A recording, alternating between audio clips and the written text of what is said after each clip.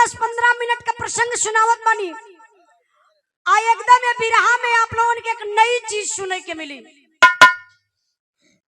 कि एक कलयुग में भी भगवान रामचंद्र जी का पूजा होत बा, लेकिन कैसे होत बा कि हमारे गुरु जी का नई खोज बा। जाने के सबे लोग जानत बनी, देखत बनी, लेकिन विचार बड़ा कम लोग करीला। आओ मास्टर साहब कैसे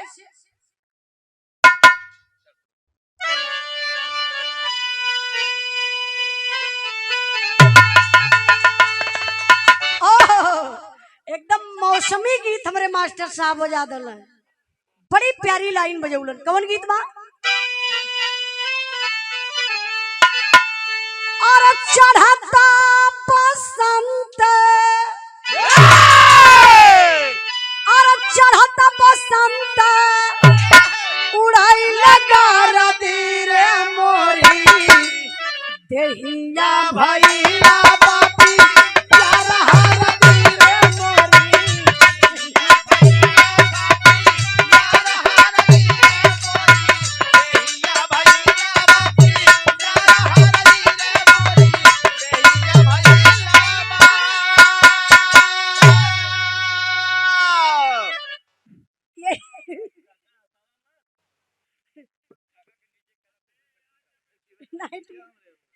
जब हम गावत गावे लगता दिक्कत यही है।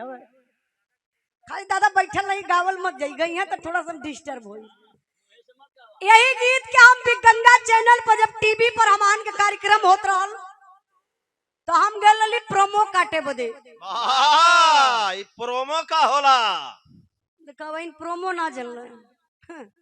प्रोमो का मतलब होला प्रचार प्रसार। जब हम मुंबई में गईली प्रचार करे बदे तो ये गीत हमारे गुरुजी माननीय प्यारे लाल कवि जी लिखलन दिनेश लाल निरहुआ बदे। तो ये लाइन हम निरहु बदे गौले रही। कौन लाइन बा मास्टर साहब?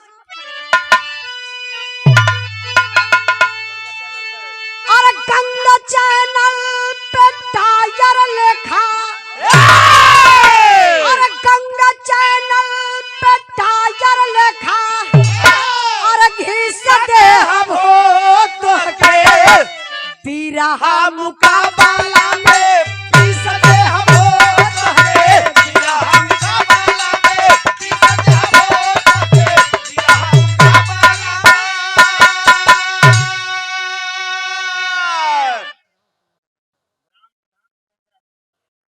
ग्राम प्रधान सोंगरा के धरती से आप बड़े भैया जी की तरफ से 200 रुपए का पुरस्कार। भैया के चरणों में बहुत बहुत प्रणाम, आशीर्वाद कचा रही।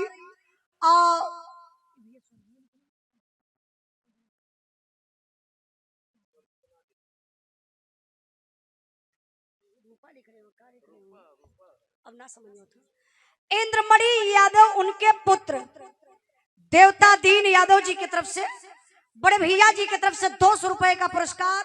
आपके चरणों में बहुत बहुत प्रणाम, आशीर्वाद कचा रही। इतना हमार तर्ज रहल तनी बिरहा पर आप लोग ध्यान दें। बात तो समय का बाद जौने समय हनुमान जी जाय के जंगल में कथा सुनावत रहलन। अच्छा, वो कथा में हर पक्ष पक्षी जीव जंतु सब लोग जाए अब बड़े प्रेम से कथवा के लोग सुनत रहल। जैसे हम बिरहा गावत बनी, आप लोग बड़े प्रेम से बैठ के सुनत होवा। यही तरीके से काग भुसुंडी सिंहासन पर बैठ के कथा सुनावे। हर जीव जंतु पक्ष पक्षी सब लोग जाए के बड़े प्रेम से कथा के सुनत रहल। एक दिन का बात बा, काग भुसुंडी बड़े जोश में आकर के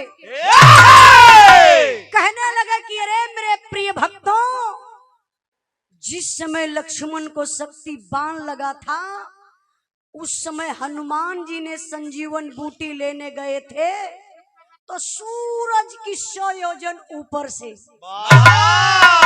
अब हनुमान जी वही पीछे बैठल ललन, तमतमाई के खड़ा हो गईलन, गुस्सा में लाल हो गईलन। कहला कथा बंद होनी चाहिए। अब लोग घबरा गए कि आखिरकार ई कथवा बंद काहे होई? हनुमान जी कहले का घुसुंडी से कि हमके पहचानत हुआ हमके हैला का घुसुंडी कहले पहचानत हैला भगवान का भक्त हनुमान हुआ। कहला हम हनुमान हैला जौने समय लक्ष्मण के शक्ति बाण लगल ओ समय हम गए लली संजीवन बूटी आने बदे तो सूरज से मिल के गईली कहली अगर उग जाइबा तो तोके घोट जा उगिया मत ना समझ में आयल पूरा पहाड़वा लेके हम चल दहली। तू हमरे प्रभु भगवान रामचंद्र जी का कथा झूठ सुनावत हुआ गुस्सा में लाल हो गईलन। अब हनुमान जी करत का हुआ मास्टर साहब और झूठ बोले बोले कथवा और झूठ बोली बोली कथवा है सुनाव पापिया हो हमरे राम कई जातिया दो पापिया हो हमरे राम कई जातिया दो पापिया हो हमरे राम कई जातिया दो पापिया हो हमरे राम कई जातिया छीट पार शादी दिहल फेंक दिहल पानिया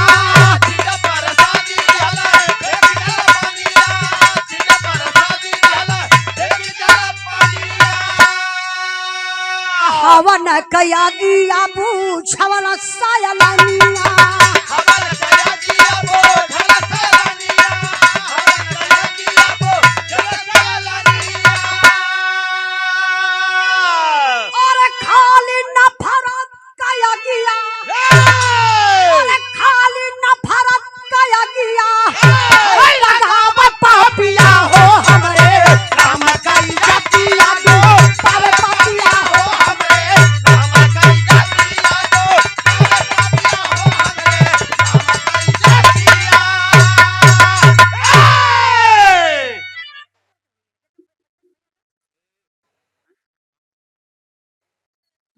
तू देखत बा का तारो मन ढेरे बढ़त है।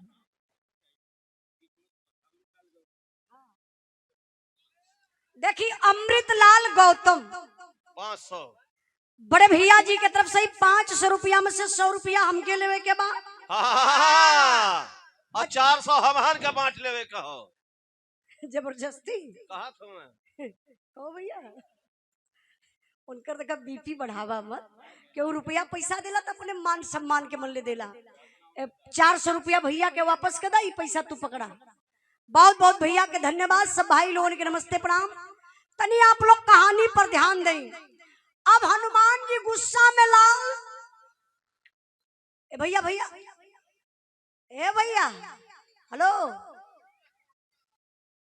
अब मुछिया देख के हंसत हवा का अच्छा इनकर मुछिया देख के हंसत हवा ठीक है ठाक हो दादा अब ना भैल तब अब उम्मीदों मत रखे नहीं यही उम्र में तो बिया हो ही जाता हाँ ये जोन यही पूछला कि इनकर बिया भैल कथो नहीं हमार बिया ना भैल ये नहीं को उम्र के ठे चच्चा का बिया भैल है जौनपुर में आप नटा पे देख लो यहाँ आप लोग गौरा बादशाहपुर में हाँ भैया हाई दादा तब तनकर बिया फट से हो जाई बस अगुआ बैठले हुआ इनके गांव में है 2-3 ठे हाँ ये हमारे बचल है भाई देखा हम बताओ तो आप लोग नेट पे देख लो या 70 साल का बूढ़वा 35 साल की औरत से बियाह कर बियाह तक कर वहां तक ठीक रहल सुहाग रातों मना ल लेकिन सुहाग रात मनौले के बाद सुबेरे का पता चलत है शहीद हो गई ने बढ़िया भाई के सुहाग रतिया में शहीद ना भइल। हाँ अरे भैया ओवर डोज ले रहले रहने डबल मार रहले रहने सी हो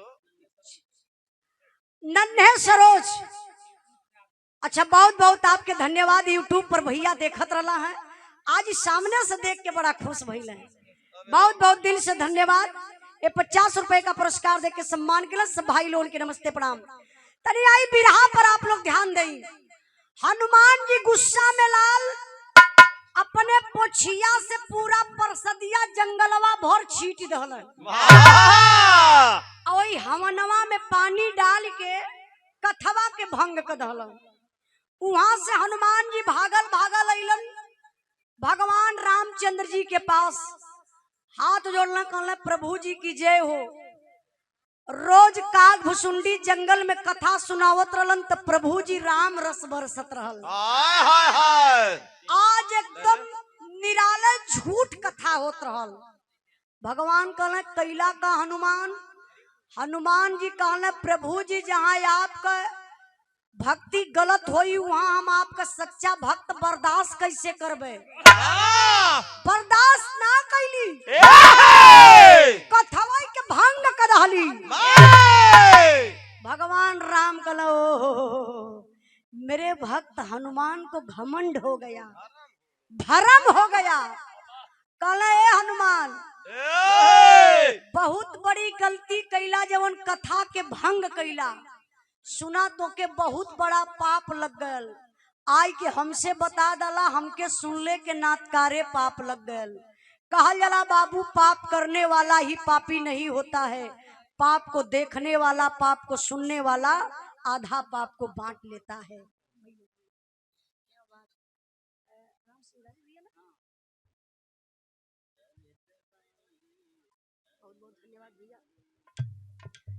हमारे बड़े भैया राम सिंगारे यादव जी बहुत दिन से भैया को इच्छा रहा कि उजाला का कार्यक्रम अपने घरे जरूर कराई।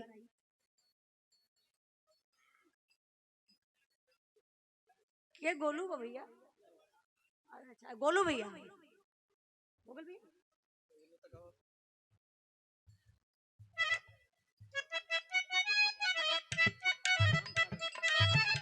राम सागर भैया थे। अरे रे भैया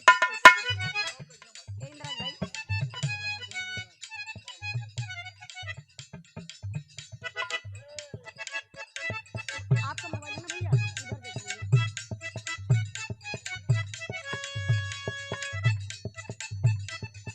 राम सागर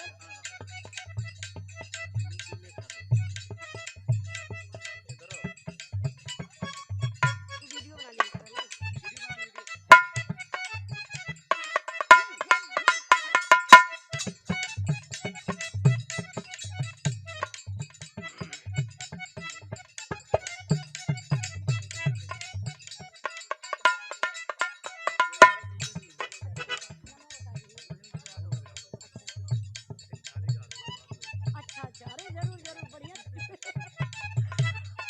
देखिए अरे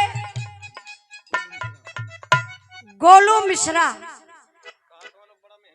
बड़ा मेहनती हुआ भैया। गोलू मिश्रा भैया मेहनत करन तो देह ना धाय पौने। सही बात है, मेहनती आदमी बड़ा दुबला पतला होला।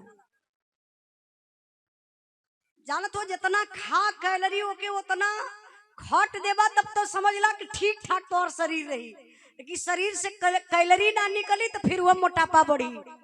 और भैया भैया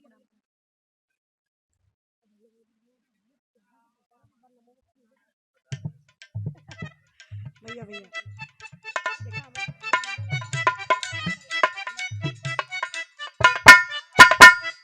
देखी सम्मान कैलन।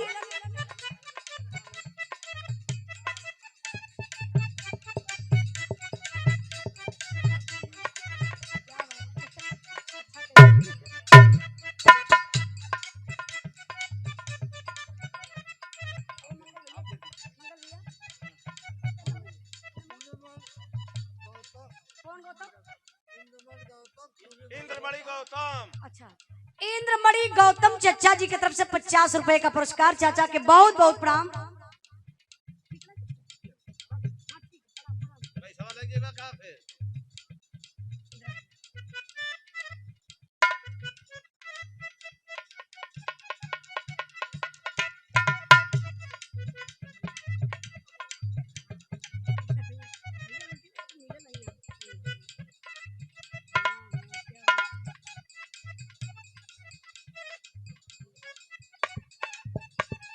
देखी बड़े ही सम्मानित व्यक्ति हमारे बड़े भैया आप सबके बीच में रात दिन चलने का काम करते हैं, जो समाज के सेवा में तत्पर तैयार रहते हैं। आप कृष्ण प्रताप यादव, अधिवक्ता हाई कोर्ट इलाहाबाद, भावी जिला पंचायत सदस्य प्रत्याशी, हमारे बड़े भैया वार्ड नंबर 52 से एक बार जोरदार ताली बजा के आप लोग स्वागत सम्मान करिए भैया के।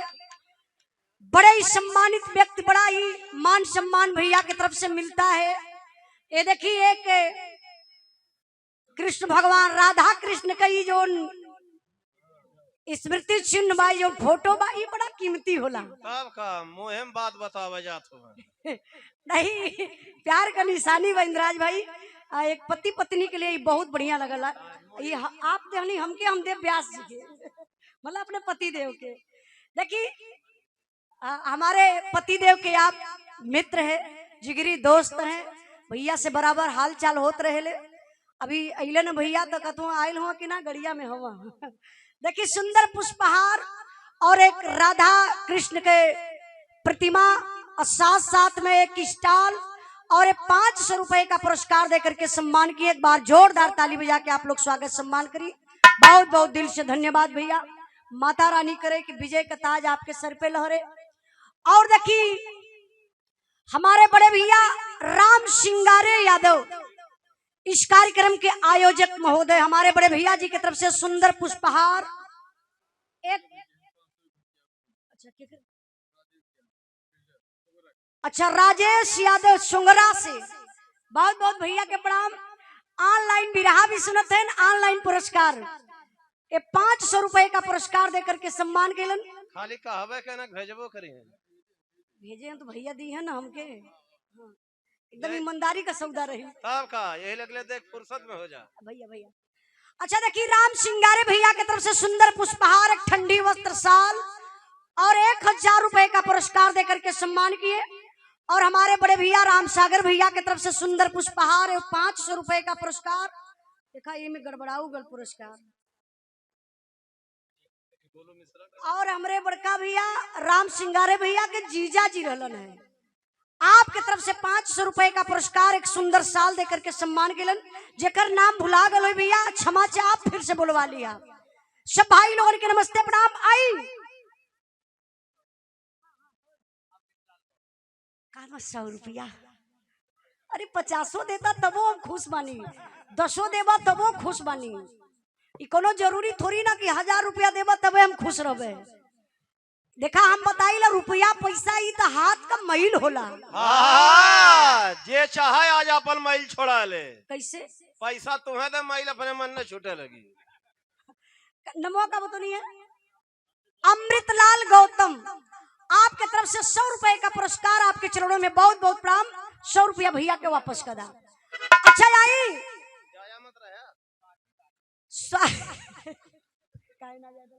कायन के ना जाए देते। अरे रही तो 100 रुपया दी हैं।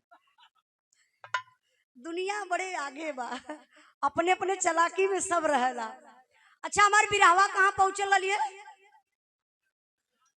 नहीं जे ईमानदारी से बिरहा सुनत हुई उतना बिसराई। पोछिया हिलावत देखा भैया बताओ तो पोछिया से परसदिया छीटत हवन। तब का पोछिया पकड़ के बैठल हम हनुमान के भागा ना दिए। बहुत बहुत दिल से धन्यवाद। यही कहा जरा बिरहा का श्रोता रुपया पैसा गवैया पई है, खूब खुश हुई है। रुपया पैसा आप लोग देला, लेकिन आप लोगों के काम मिलेला सिर्फ कहानी। अरे भैया यह लोग जूतवा चप्पल देला का चाहत होगा। देखिए हमार रुपया पैसा मान सम्मान सब कुछ मंच पर पाईला, लेकिन बिरहा के सुने वाले यही से हम आप लोगों के भगवान कहिला। आप लोग यहाँ से जाला तो सिर्फ एक कहानी लेके जाला, यही लिए आप लोगों का विशेष ध्यान कहानी पर रहे और रुपया पैसा पे ध्यान तमान खरीबे करे। मुलायम यादव डाही से बड़े भैया जी की तरफ से 100 रुपए का पुरस्कार, बहुत बहुत धन्यवाद प्रणाम। आई देखिए बिरहा पर ध्यान दई। हनुमान जी गुस्सा में लाल प्रसादी छीट के हवन में पानी डाल के भागल भागल भगवान रामचंद्र जी के पास गईलन। हाथ जोड़ के कहलन कि प्रभु जी वही जंगलवा में काग भुसुंडी कथा सुनावत रहला, एकदम निराले झूठ। भगवान समझ गए कि ओ मेरे भक्त हनुमान को भरम हो गया, घमंड हो गया। कल कि हनुमान जी कहीं भी भक्ति होती है तो सच्ची भक्ति होती है। गलती कैला तो के पाप लग गल, जो प्रसादी के छीट के हवन के बुझा के अला है। हनुमान जी कांपे लगल, कहना प्रभु जी हमके पाप लग गल। भगवान राम कहना तो ही के ना, वो आई के हमसे कह डाला, हम सुन लहली, सुनले के नाते आधा पपवा हमके लग गया। हनुमान जी कहना कि प्रभु जी पपवा धोवल कैसे जाई, पपवा खत्म कैसे होई। तब भगवान रामचंद्र जी एगो बात कहल। अच्छा का कहत हो मास्टर साहब, तर्ज बदल गई।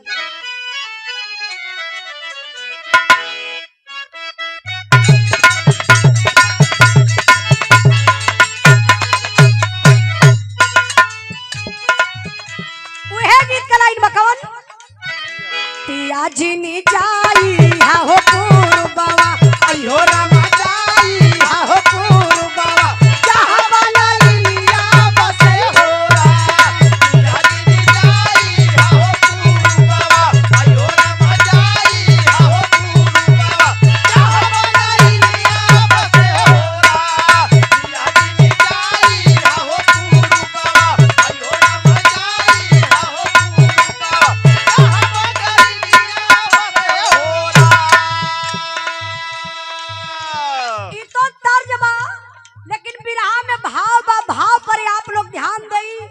भगवान रामचंद्र जी हनुमान जी से कहलन, कहला कि पाप ऐसे ना धोवाई, चला सरजू जी में स्नान करके पाप के धो लिहलिया।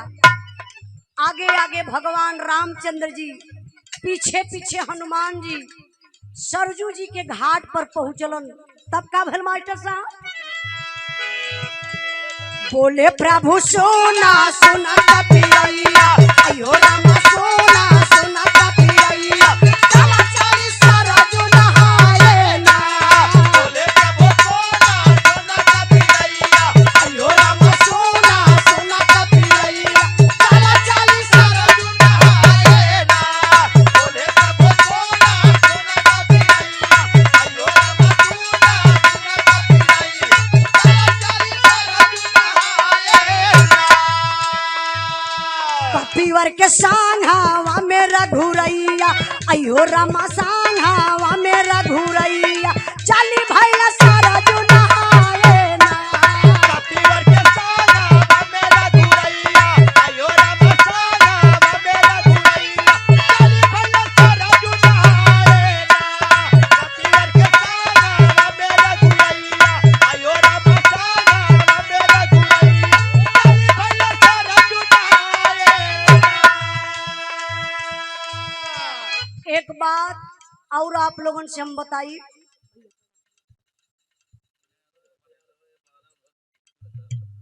आप विनय यादव समाजवादी पार्टी के नेता, हमारे बड़े भैया जी की तरफ से सुंदर पुष्पहार और 500 रुपए का पुरस्कार देकर के सम्मान किए। विनय यादव समाजवादी पार्टी के नेता हैं, हमारे भैया की तरफ से बहुत बहुत धन्यवाद, प्रणाम। एक बार जोरदार ताली बजा के आप लोग स्वागत सम्मान करी। तलिया सभी बजा लियल करा, आपो लोगों से कहत है, हम कहिला कि जे ताली ना बजाई अगले जन्म में घूम घूम के बजाई। कहाँ लोग बजाई? रेलवे स्टेशन पे। कैसे लोग बजाई? इतना अरे कहे मालिक रह गल बानी आगल हम मड़ुआडी के भड़ुआ सारा। तुहार जितना तुहार मन बढ़त है ना, बर्दाश्त करीला। हम बहुत सीधा साधा आइला, नहीं तो बर्दाश्त के बहरे लोग कह दिले। अब यहाँ हम ताली का बात बताओ कि भैया ताली बजाना स्वास्थ्य के लिए हानिकारक है। अरे हम तो कुछ दिन में पागल हो जाए तो हम लोग के पीछे पड़ के। ये तो हम न चाहते हैं, फुर्सत हो जाए। ताली बजाना स्वास्थ्य के लिए लाभदायक है। ताली बजा लेवल के नहीं आप लोग, कभी कभार मौका मिले तब। तब का देखा हिजड़ा बजान कबो हॉस्पिटल ना जाता है। सही में देखले हो कब हो? ये भैया का अनुभव बहुत ज्यादा हो। तो विनय भैया बहुत बहुत धन्यवाद, प्रणाम। और सब भाई लोगों के नमस्ते प्रणाम। और 500 रुपए का पुरस्कार राजेंद्र यादव डाही से राम सिंगारे के जीजा। अच्छा, राजेंद्र यादव डाही से राम सिंगारे के जीजा जी, आपके तरफ से 500 रुपए का पुरस्कार। गारी गावे के ठे फरमाइश विवाह। तो अब ना बिरहा पूरा कैले, ओकरे बाद जितना मन करी उतना गारी देवाली हलो। अच्छा, आई तनी बिरहा पर आप लोग ध्यान दें। हम एक बात आप लोगों से बताई, बिरहा सुनत मानी बात पॉइंट आप लोग अपने दिल और दिमाग में रखल जाई। बतौली ना कि पाप करने वाला ही पापी नहीं होता है। अगर किसी के बारे में आप गलत सोचते हैं कृष्णा भैया, तो सच्चाई है कि आप गलत हो गए। और किसी के बारे में अच्छा सोच रहे हैं, समझ लिए कि आप अच्छे इंसान हैं, अच्छे हो गए। इसलिए मैं आप लोगों से कहना चाहती हूँ कि आप लोग किसी के प्रति गलत मत सोचिएगा, नहीं तो आप गलत इंसान बन जाएंगे।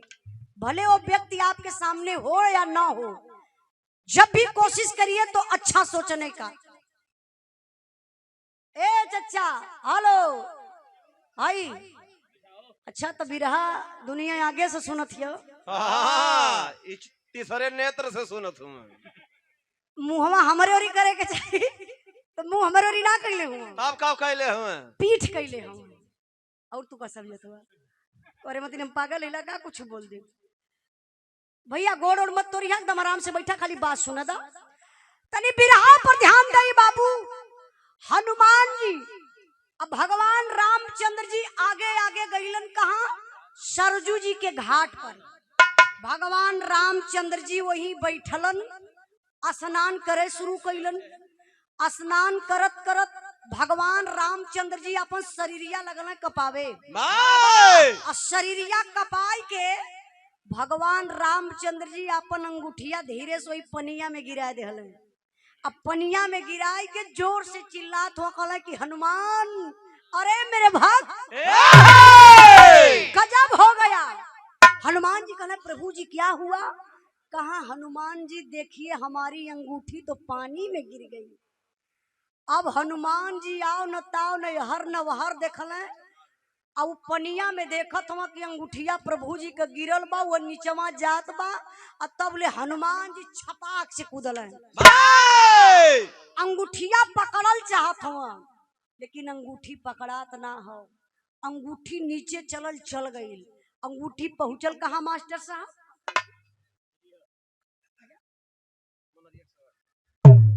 ना इसी ग्राम के प्रधान जी की तरफ। अच्छा, इसी ग्राम के प्रधान जी का नमोना बतौला का। प्रधान जी की तरफ से 51 रुपए का पुरस्कार। प्रधान जी के चरणों में बहुत बहुत प्रणाम, आशीर्वाद का चाह रही। तनी ध्यान दे बाबू। अंगूठी नीचे गई पतालपुरी में। अच्छा, पतालपुरी में अंगूठी गई तो अंगूठिया जाए कोई हेराई गई, अंगूठिया मिलती ना बा। हनुमान जी एकदम घबराइल हुआ अपने प्रभु जी के, हम कैसन जवाब दे, कौन जवाब देवे? अंगूठी तो मिलती ना बा। लेकिन देखा तो वही पतालपुरी में एक साधु बाबा जाप करत मिल रहे, सीताराम सीताराम आसाराम आसाराम आसाराम आसाराम आसाराम आसाराम आसाराम आसाराम।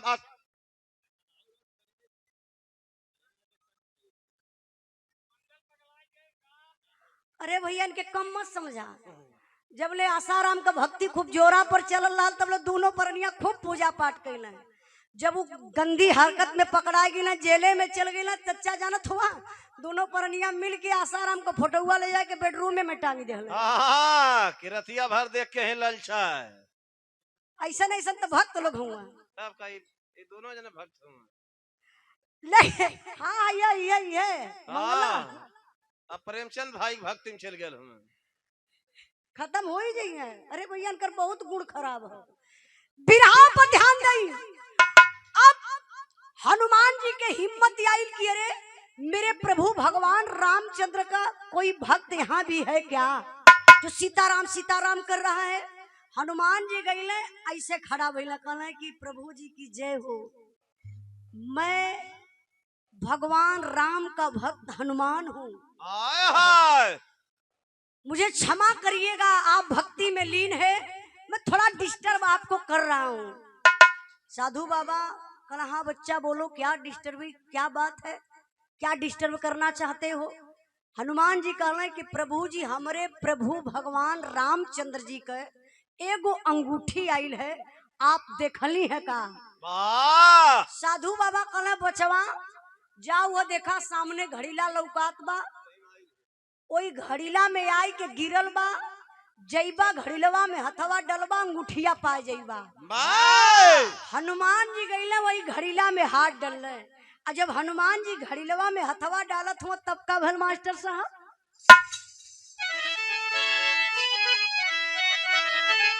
अरे मुनरिया कसवा ठगो रही, देखत महावीर का भरम लगी नजरिया,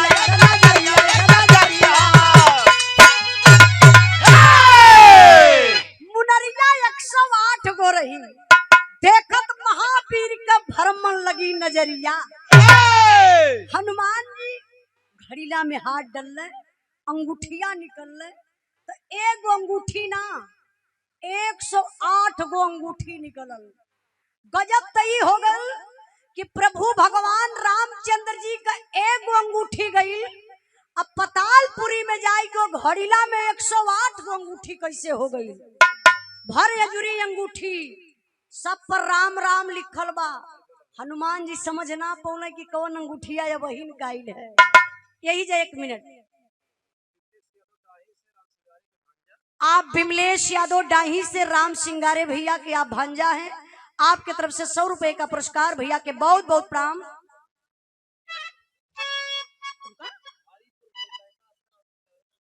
आप हरिपुर बजेता से राम सिंगारे के जीजा जी कमलेश यादव जी की तरफ से 500 रुपए का पुरस्कार, आपके चरणों में बहुत बहुत प्रणाम, आशीर्वाद का चाह रही। और ये देखिए ओम प्रकाश यादव डाही के धरती से मंगल और इंद्राज भाई नोक झोंक कराए। अरे वाह भैया, तू मरिए करावल चाहत हवा।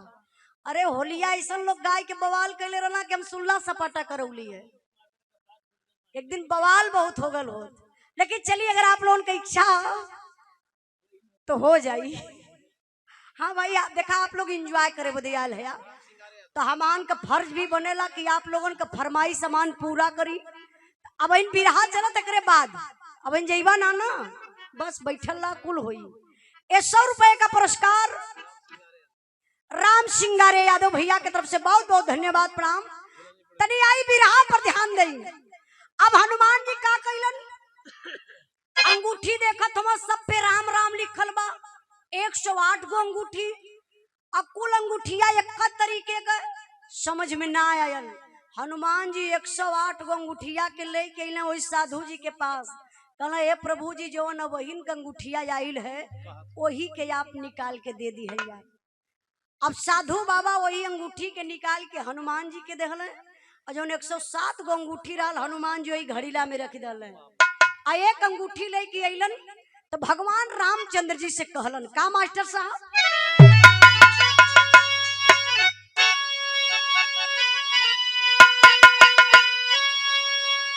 क्या बात मास्टर साहब, वाह वाह, फिर से और झूलने पे उड़नी, और झूलने पे उड़नी जहाज उड़ाना, हमार पाय जब राजा हीरा जड़ाना, हमार पाय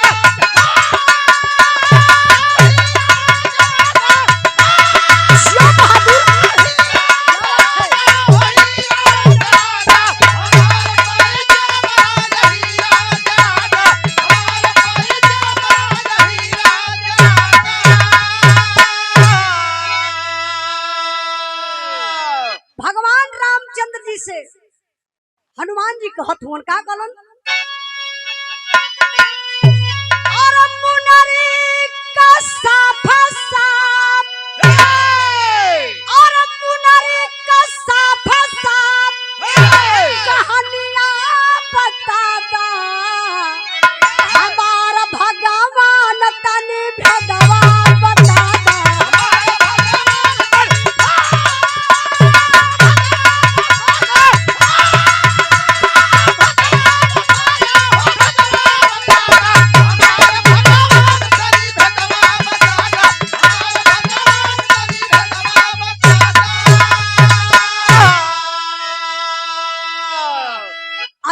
मुनरी खोजे में हम खुद ही हेरैली 108 मुनरी हो हम के भेटैली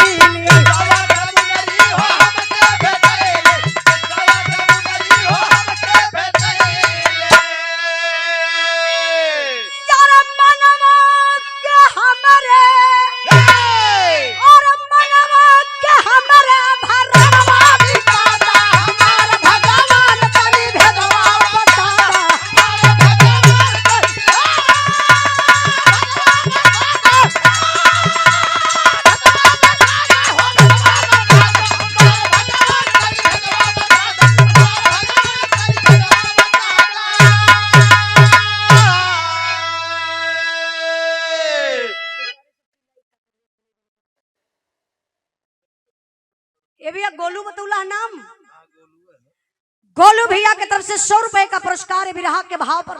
भैया के बहुत बहुत प्रणाम आशीर्वाद का चाह रही तनी बिरहा पर ध्यान दई बाबू। हनुमान जी अंगूठी लेके अइलन प्रभु भगवान रामचंद्र जी के हाथे में रखलन कहले कि प्रभु जी ई कैसन लीला आप दिखावत बानी बाबा आपका अंगूठी एक गो गईल और पतालपुरी में पहुंचल। हम बड़ा कोशिश कैली हमसे रास्ते में नहीं मिलल और वो पतालपुरी में जाय के घड़ीला में छिप गई। हम जनली कैसे वो पतालपुरी में एगो साधु बाबा रहलन जोन आपे एक भक्त रहलन सीताराम का भक्ति करत रहलन। हम जाय के जब उनसे पूछली तो हमके इशारा कैले कोई घड़ीलवा में जा हथवा डलबा त अंगूठिया पा जाइबा। और जब अम्मा देखली तो प्रभु जी 108 गो अंगूठी रहल। ई कैसन खेला करत बानी प्रभु जी हमके बताई। भगवान रामचंद्र जी जब इतनी बात सुनलन तो कैलन का मास्टर साहब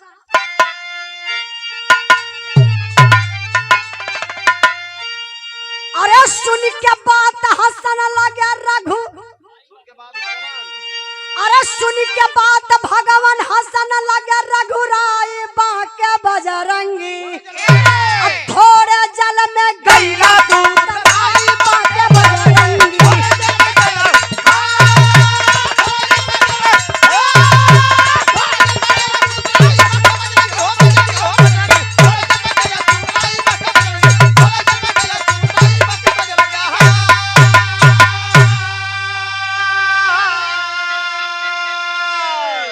कथा झूठ न कही कहोले पावन होले पूजा हो भक्ति के सम दुनिया अंदर और न कोई दूजा हो।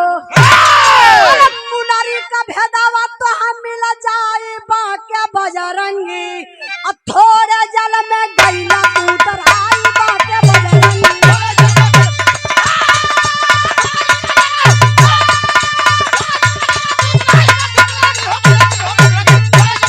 भैया बड़ा लेट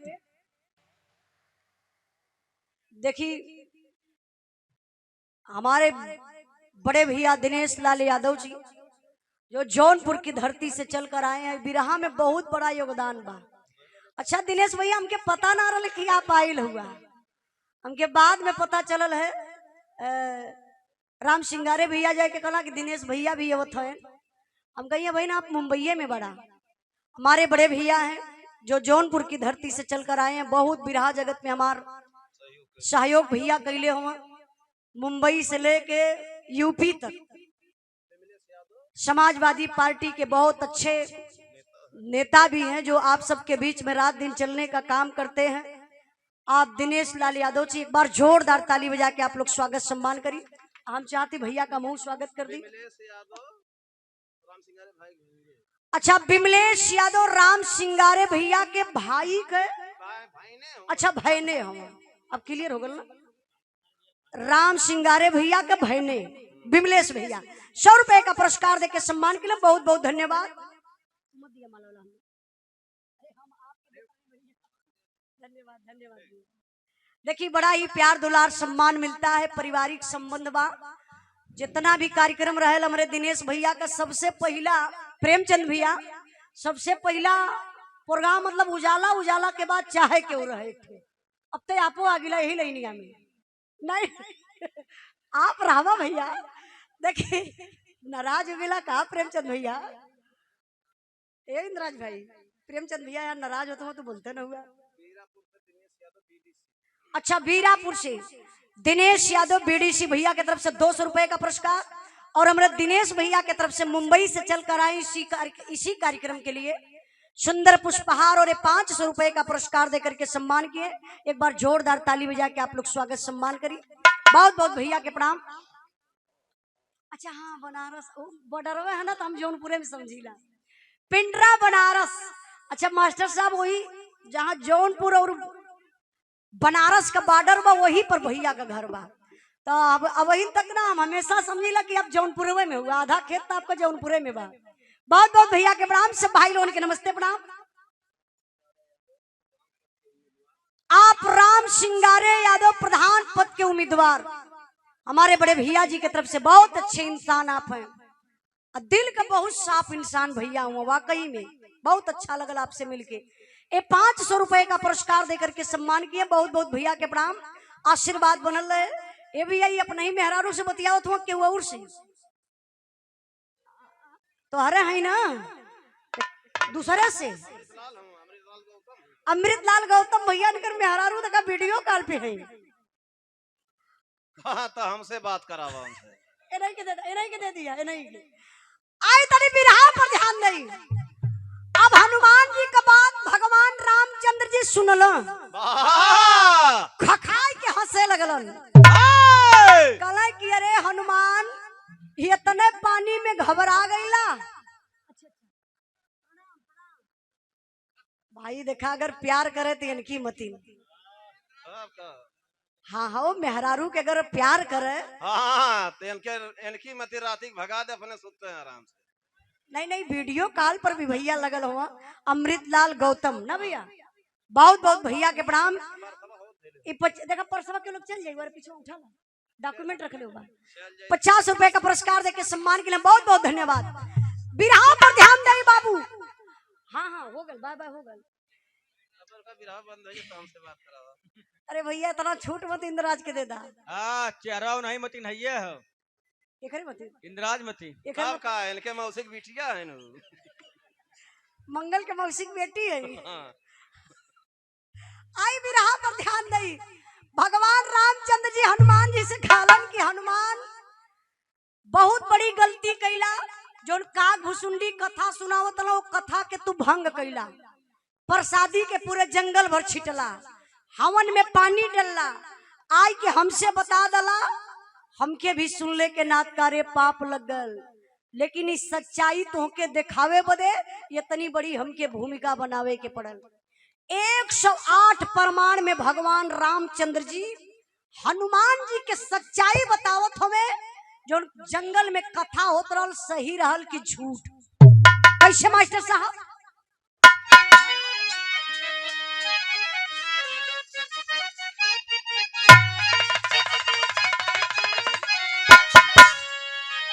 बोले भगवान हनुमान जी से बतिया बाबू,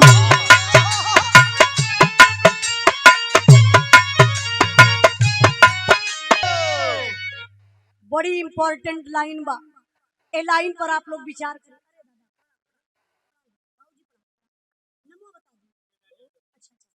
हीरालाल यादव बाबूजी की तरफ से बड़े बढ़िया भाव पर सम्मान के लिए सुंदर पुष्पहार और पुरस्कार देके बाबूजी के चरणों में प्रणाम। सब भाई लोगों के नमस्ते प्रणाम।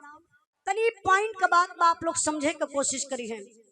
भगवान रामचंद्र जी कहलन कि हनुमान 108 बार धरती पर हम भगवान राम भल बनी, ए धरती पर 108 बार तू हनुमान भल हुआ, 108 बार रावण सीता के चुरौले बा, 108 बार लक्ष्मण के शक्ति बाण लगल बा, 108 बार तू गलवा संजीवन बूटी आने बदे।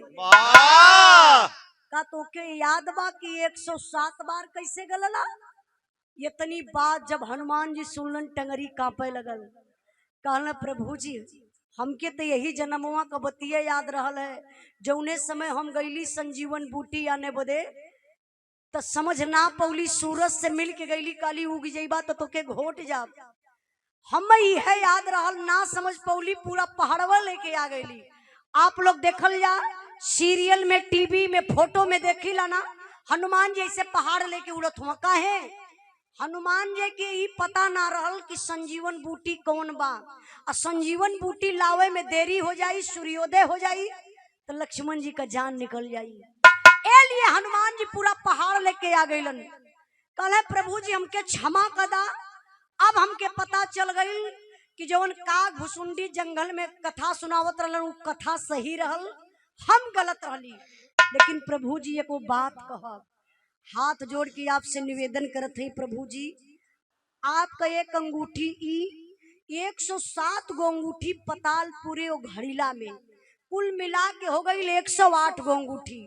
हम चाहत बनी प्रभु जी 108 गो अंगूठी के कौनो ऐसन स्थान दे दिहल जा जो कलयुग में भी लोग आपके याद करें, आपका पूजा करें। तो भगवान रामचंद्र जी एक कलयुग में 108 गो अंगूठी का स्थान का देत हो। अब भगवान का पूजा कैसे होत बे कलयुग में, ई हमरे बिरहा का आखिरी लाइन बा।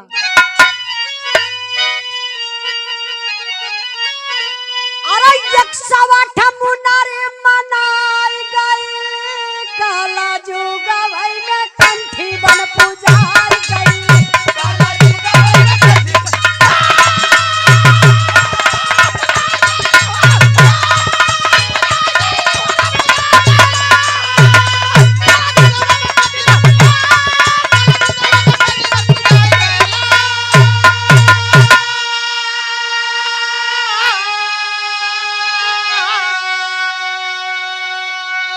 हरि है अनंत, हरि कथा है अनंता, जके लेके भजा रोजा जोगिया बसंता। और साधना भगत लहराई गई कलयुग भई में कंठी बन पूजाई गई।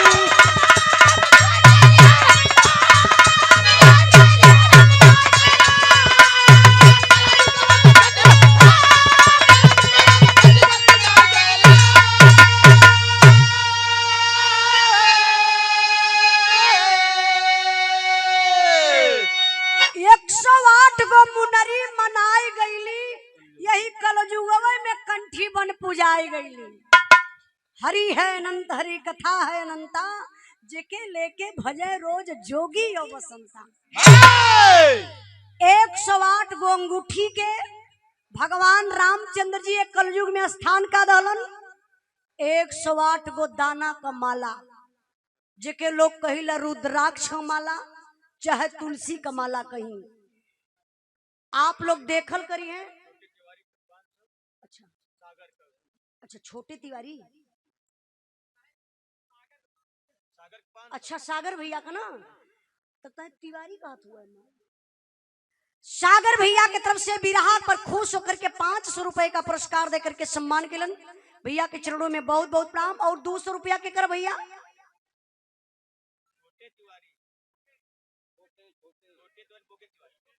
बोके मिश्रा, अच्छा अच्छा बोके मिश्रा जी की तरफ से।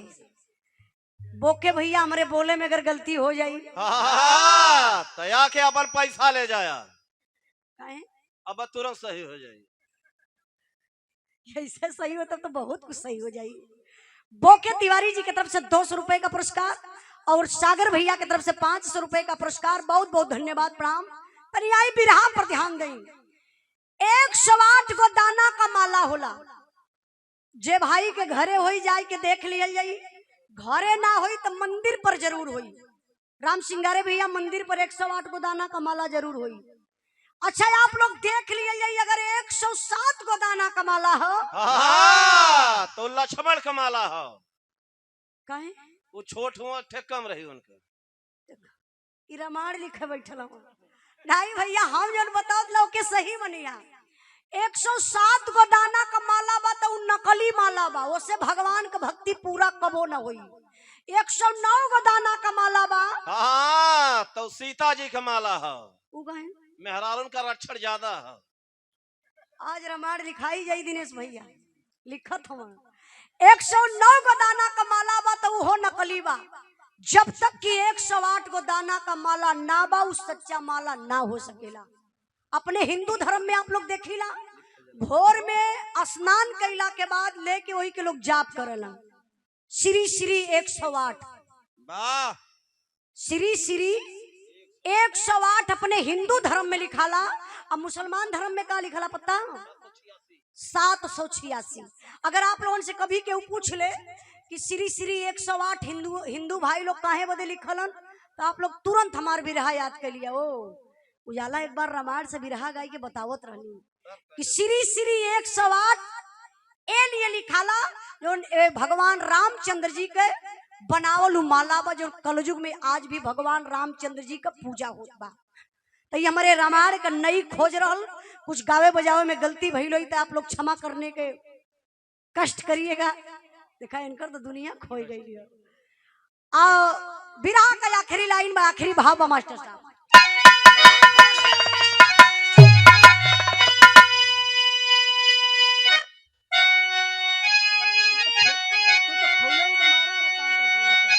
गुरु बिहारी गुरु गणेश गुरु राम लाल गुणकारी स्वर्ग गए चंद्रिका कवि मुन्ना जी बने पुजारी। अरे मुनारी आया कसवा ठगो रही उजाला